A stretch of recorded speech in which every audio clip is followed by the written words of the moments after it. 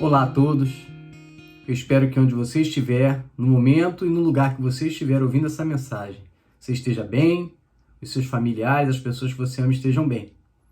Essa é a terceira mensagem de uma série de mensagens baseadas na carta de Tiago, essa série se chama Uma Fé que Funciona.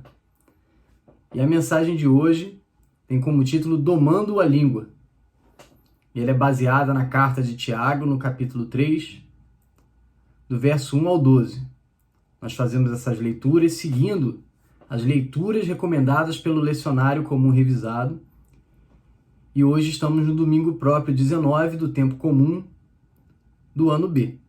Quer saber mais, entender melhor o que significa isso? Vai lá na minha página no Instagram. Você vai ter mais detalhes, que lá eu tenho explicado bastante sobre como utilizar o calendário litúrgico e o lecionário na nossa vida devocional. Portanto, vamos ler Tiago, capítulo 3, versos de 1 a 12. Meus irmãos, não sejam muitos de vocês mestres, pois vocês sabem que nós, os que ensinamos, seremos julgados com maior rigor. Todos tropeçamos de muitas maneiras. Se alguém não tropeça no falar, tal homem é perfeito, sendo também capaz de dominar todo o seu corpo. Quando colocamos freio na boca dos cavalos para que eles nos obedeçam, podemos controlar o animal todo. Tomem também como exemplo os navios. Embora sejam tão grandes e impelidos por fortes ventos, são dirigidos por um leme muito pequeno, conforme a vontade do piloto. Semelhantemente, a língua é um pequeno órgão do corpo, mas se vangloria de grandes coisas. Vejam como um grande bosque é incendiado por uma simples fagulha. Assim também a língua é um fogo, é um mundo de iniquidade. Colocada entre os membros do nosso corpo, contamina a pessoa por inteiro, incendeia todo o curso de sua vida, sendo ela mesma incendiada pelo inferno. Toda espécie de animais, aves, répteis e criaturas do mar doma-se e tem sido domada pela espécie humana. A língua, porém, ninguém consegue domar. É um mal incontrolável, cheio de veneno mortífero. Com a língua, bendizemos o Senhor e Pai, e com ela amaldiçoamos os homens, feitos à semelhança de Deus. Na mesma boca procedem bênção e maldição. Meus irmãos, não pode ser assim. Acaso podem sair água doce e água amarga da mesma fonte? Meus irmãos, pode uma figueira produzir azeitonas ou uma videira figos? Da mesma forma, uma fonte de água salgada não pode produzir água doce. Certamente você, se você participa há muitos anos de uma igreja cristã, você já deve ter ouvido mensagens ou reflexões sobre esse texto. Se você não participa, certamente você também já ouviu palavras ou recomendações sobre como nos portar em relação àquilo que nós falamos, independente do uso da Bíblia ou não. Então, realmente, falar sobre os malefícios da língua, exemplificando com questões morais como fofoca, mentira, difamação, falso testemunho, amaldiçoar pessoas ou maldizer pessoas. Sobre tudo isso, muito já se foi falado. Eu queria trazer uma palavra sobre esse texto, sobre domar a língua, mas tentando fugir um pouco da agenda moralista, a qual nós já ouvimos muito sobre esse texto. Para começar, eu queria que a gente relembrasse o que nós falamos no início, nas duas mensagens anteriores, sobre como é a carta de Tiago, como ela foi escrita e para quem ela foi escrita. A carta de Tiago faz parte das cartas chamadas cartas católicas, ou cartas gerais, porque foram feitas para todos os cristãos. Não foi feito para um grupo específico, nem para uma igreja específica. E na primeira mensagem, vou relembrar aqui, eu falei que a carta de Tiago ela pode ser lida e vista através de 3 ângulos. O primeiro é o ângulo da opressão. O segundo, o ângulo da esperança. E o terceiro, o ângulo da praxis. O ângulo da opressão, porque a carta de Tiago foi escrita, e isso nós percebemos em vários dos seus versículos, escritas num ambiente em que havia uma grande diferença social.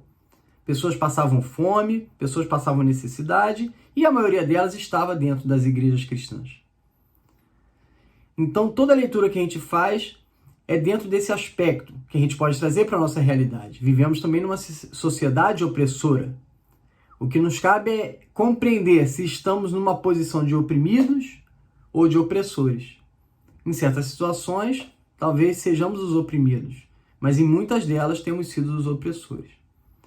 Um segundo ângulo, uma segunda ótica da carta de Tiago é o ângulo da esperança. Para esses que são sem condições financeiras sequer de colocar um prato de comida na sua casa, Tiago traz uma mensagem de esperança. Uma esperança para essa terra e uma esperança escatológica, né, do triunfo de Cristo e da sua igreja na sua segunda vinda. Mas o que eu quero trazer mais à tona nesse momento, e como a gente tem dito, o nome da série de mensagens é Uma Fé que Funciona, porque Tiago nos traz uma mensagem muito prática. E esse é o terceiro ângulo da carta de Tiago, o ângulo da praxis. O ângulo da praxis, ele quer mostrar como que nós vivemos a vida em Cristo, não só por aquilo que cremos, não só por conhecer doutrinas, dogmas ou credos, mas por sermos praticantes da sua palavra e por operarmos a boa obra, operarmos a nossa fé através das obras, né? Então, através desses três ângulos, nós chegamos no ângulo da praxis, da prática, daquilo que deve ser feito para que nós possamos expressar a nossa gratidão, dado o presente, a dádiva que Deus nos deu. Né? Porque todo dom perfeito, toda boa dádiva vem de Deus, vem do Pai das luzes, vem dos céus, como diz lá em Tiago, no capítulo 1, como vimos anteriormente. Mas para chegarmos nessa questão da praxis, nós temos que entender três desafios que Tiago nos traz na sua carta para que nós possamos viver uma praxis cristã. Né? Para Tiago, os cristãos são reconhecidos não pelo que eles são, mas pelo que eles fazem. Os frutos que nós produzimos. E para que essas comunidades sejam sinais do reino de Deus. Então, quais são os desafios que nos são trazidos para que possamos experimentar, para que possamos realizar uma verdadeira praxis cristã? Ou seja, cristã não do cristianismo apenas, mas a partir do Cristo, o qual nós conhecemos através da Bíblia. São três desafios. O primeiro é a paciência militante, ou seja, uma paciência que não fica sentada apenas esperando, mas que se move, que ela está pronta a fazer algo. Nós comentamos um pouco sobre isso na primeira mensagem. Uma oração eficaz, uma oração poderosa. Nós vamos falar isso na última mensagem dessa série. Mas o terceiro desafio que Tiago nos traz em relação a uma praxis cristã é o da integridade. E esse texto que nos leva a pensar e refletir sobre aquilo que nós falamos e que nos leva a pensar sobre vários aspectos morais como fofocas, mentiras, difamações, que fazem nós expressarmos situações e coisas que nós não deveríamos expressar como cristãos, nos leva a pensar na integridade. A integridade é o foco maior de Tiago. E todos esses três desafios eles são movidos por um desafio principal, um desafio que é o pano de fundo, que é o amor incondicional. Então, dentro desse desafio da integridade, eu gostaria de elencar dois pontos principais. Primeiramente, a integridade é a coerência entre o ouvir, ver, crer, dizer e o fazer. Eu vou falar de novo. A integridade é a coerência entre o ouvir, o ver, crer e dizer. Mas esses quatro coerentes com o quê? Com o fazer. Trata-se de uma integridade pessoal e comunitária. Eu, como ser humano, eu como cristão, tenho que ser íntegro. Eu creio num Deus uno e trino. E esse Deus, em contraponto aos deuses do gnosticismo que eram falados à época, e de outras religiões chamadas pagãs naquela época, era um Deus único para que nós também nos entendêssemos como pessoas únicas, íntegras, sem dubiedade, sem dúvida naquilo que nós pensamos e, consequentemente, sem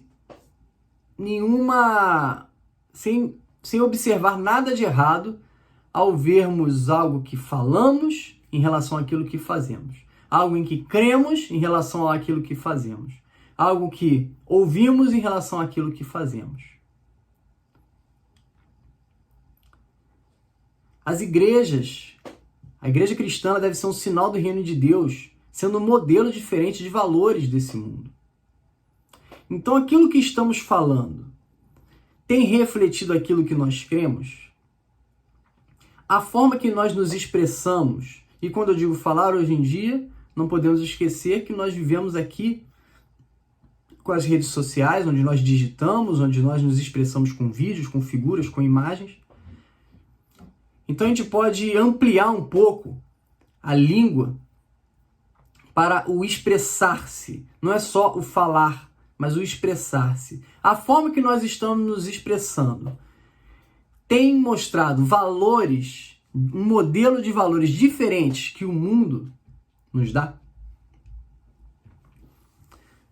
A nossa sociedade é uma sociedade capitalista e, como eu já disse aqui, ela vive a partir da lógica do consumismo.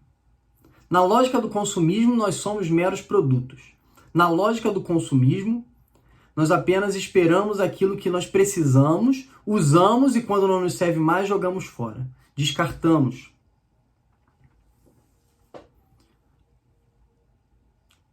Nessa sociedade, os valores estão totalmente invertidos daqueles que se esperam do cristianismo. E Tiago nos alerta a isso quando ele fala no versículo 1, ele nos exorta a gente não querer os cargos mais importantes na igreja, mostrando que alguns queriam ser os mestres, os professores.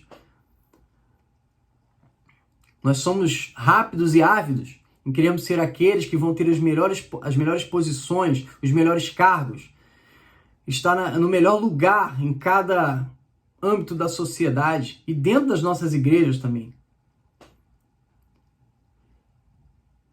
E, consequentemente, assim estamos trazendo os valores que vemos no mundo consumista, no mundo capitalista, para dentro da igreja.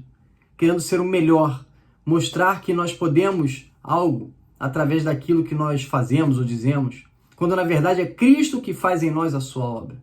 Quando na verdade é Cristo que opera em nós o nosso agir, o nosso querer, o nosso falar, o nosso ouvir.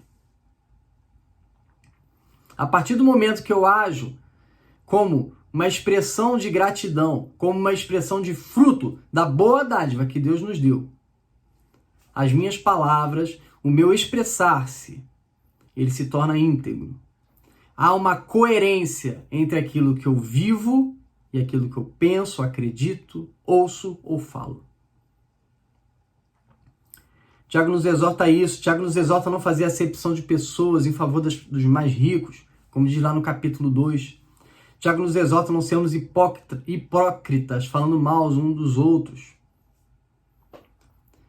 Então, a primeira coisa que esse texto nos traz em relação à fala, quando nós vemos que a língua, ela nos domina, quando ela expressa algo que às vezes nós nem queremos expressar, quando nós falamos coisas que são contra aquilo que nós acreditamos, o primeiro desafio a que Tiago nos conclama para termos uma prática cristã honesta e sincera é coerência. Uma coerência entre o que eu ouço, creio, falo e vejo, uma coerência com o que eu faço.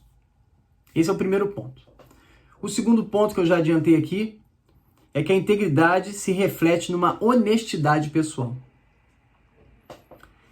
É necessário haver uma transparência entre os membros da comunidade. Vamos lembrar que a comunidade a que Tiago se reporta é uma comunidade que está num momento de opressão. Existe uma grande diferença social. Existe uma grande diferença naquilo que alguns têm enquanto os outros não têm. E o povo pobre que está dentro da igreja sofre julgamentos injustos de juízes, perdem os seus bens. E quando estão no seu ambiente de comunidade, onde deveriam viver um amor cristão, agem e agimos da mesma forma que esses que oprimem fazem conosco. Ou fazem, no caso, com os ouvintes, com os leitores da carta de Tiago. Faz-se necessário que nós não transportemos para dentro das nossas igrejas a linguagem opressora desse mundo. Nós precisamos de uma honestidade pessoal. Nós temos que ser honestos com aquilo que cremos, na forma que expressamos. Aquilo que falamos, tem que haver honestidade para quê? Para que haja um fortalecimento da sua igreja, da igreja de Cristo. A carta de Tiago é uma carta muito prática, é uma carta muito viva, porque Tiago mostra que aquilo que você crê, que a fé em Cristo, ela se expressa naquilo que você faz. É uma fé que funciona. E nós temos visto isso dia após dia. E hoje estamos vendo como que eu me expresso em relação ao outro, para com o outro. Eu estou disposto a ter a voz maior, a ser o que fala mais alto, ou a difamar alguém para que meu nome continue bem. Precisamos de uma linguagem honesta dentro de nossas igrejas, de nossas comunidades, para que a gente possa se fortalecer interiormente e para que não haja divisões. Precisamos de uma linguagem de bênção, em que pensamos em abençoar uns aos outros. Precisamos de uma linguagem que entende que nós vivemos numa sociedade opressora e muitas das vezes nós estamos no lugar do opressor e transportamos a opressão que sofremos no âmbito fora de igreja para dentro da igreja. Essa é a honestidade pessoal. Então, através da nossa fala, precisamos expressar, vencer o desafio da integridade na prática cristã de duas formas. Primeiro, coerência entre aquilo que eu ouço, vejo, digo e creio. Uma coerência entre esses quatro com aquilo que eu faço. Segundo, ser íntegro para que isso se reflita numa honestidade pessoal. Concluindo, para que a gente tenha essa coerência e essa honestidade, não podemos esquecer do pano de fundo, que é o amor. Amai-vos uns aos outros, como diz também na carta de Tiago. Quais são as linguagens que nós temos repetido no modo automático, que talvez tenha diminuído pessoas pela sua etnia, pelo seu gênero, pela sua religião, pela sua classe social? Se nós somos a comunidade do amor, a nossa linguagem tem que ser a linguagem do amor. Nós temos que estar alertas quanto àquilo que falamos em relação a outras pessoas a outros que talvez sejam diferentes daquilo que eu aprendi, daquilo que eu vivo, da classe social que eu sou, da etnia que eu sou, do meu gênero, tudo isso. Eu tenho que aprender, eu tenho que reforçar e reler aquilo que eu tenho dito, de forma que isso não vá de encontro ao que a palavra de Deus diz em relação ao amor. Íntegros, cristãos íntegros. Não devemos ser porta-vozes de mensagens do anticristo. Preste atenção. Muito do que temos repetido em nossas redes sociais, em nossos círculos, em nossas famílias, temos falado em nome de Deus quando na verdade estamos pregando mensagens que não são de Cristo. Vou usar um exemplo. Não tome isso como partidário. Tome isso como um alerta. Quantos de nós temos visto a expressão bandido bom é bandido morto?